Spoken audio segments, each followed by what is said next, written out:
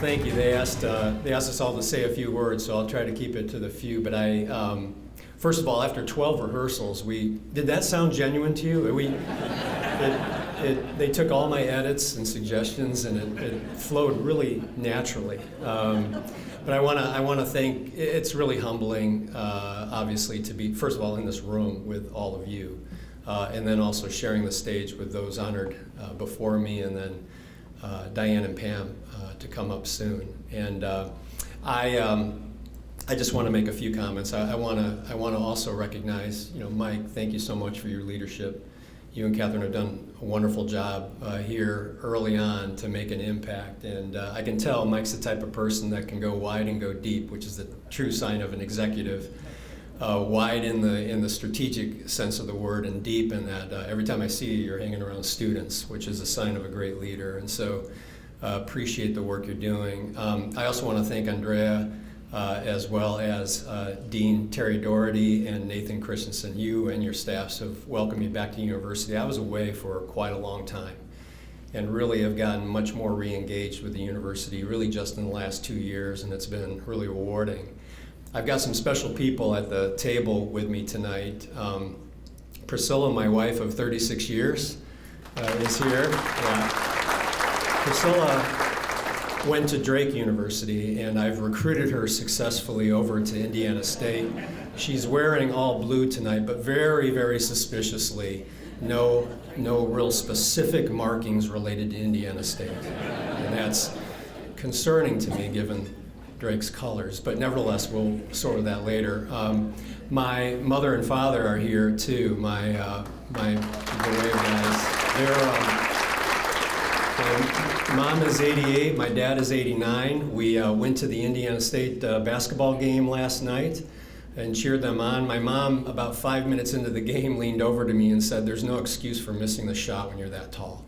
I said. She actually did say that. I said, "You're a guest here, Mom. Cool it off." And fortunately, the second half turned things around. My dad grew up in Boston, so as you can imagine, everybody that grew up in Boston has an immediate kinship with Indiana State. And so, and a particular player, we went to see that player's museum this afternoon and spent time there. And so, really have had a wonderful time back on campus. And then Dan, you saw some pictures of Dan and I running back in the day. Dan and I are lifelong friends, and we happened to be recruited the same year down here from Chicago to be distance runners. A fun fact, Dan and I, when we graduated, we were in the top 10 all-time times for the 5,000 meters here at Indiana State. They keep a top 10 list, and I think we were maybe 3 and 4 when we graduated. I'm going with that.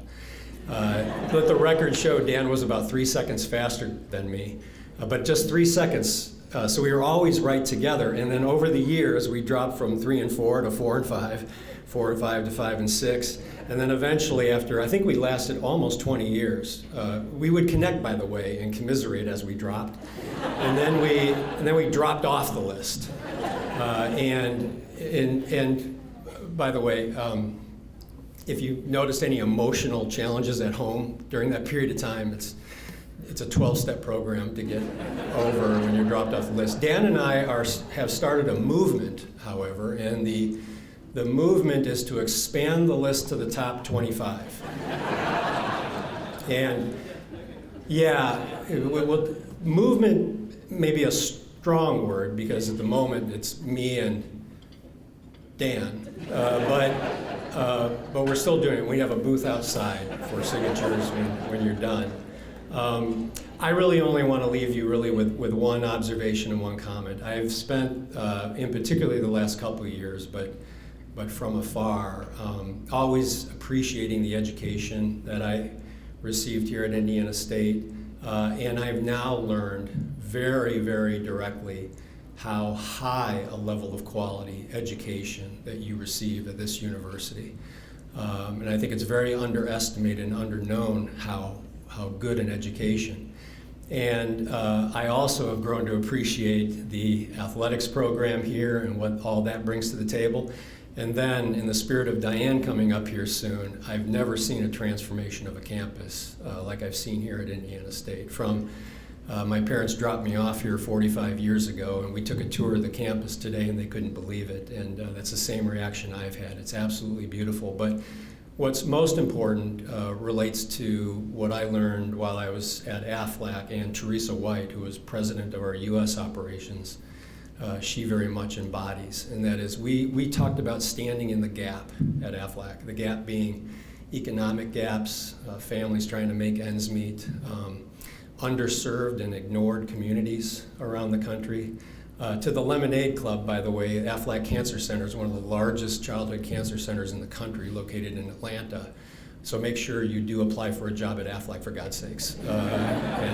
Because anybody interviewing you is going to go right past your major, right to the Lemonade project to ask you questions about it. But we really prided ourselves in standing in the gap. And we did that by lifting people up to close the gap, not tearing people down. And so what I'm most proud about associated with Indiana State is that not only deliver a high education, a great and beautiful campus experience, a great athletics and what that brings to the table, you do it in an affordable way, and you do it with a tremendously high percentage of first-generation students and Pell Grant eligible students. And that is probably, to me, what you should be and we should all be most proud of.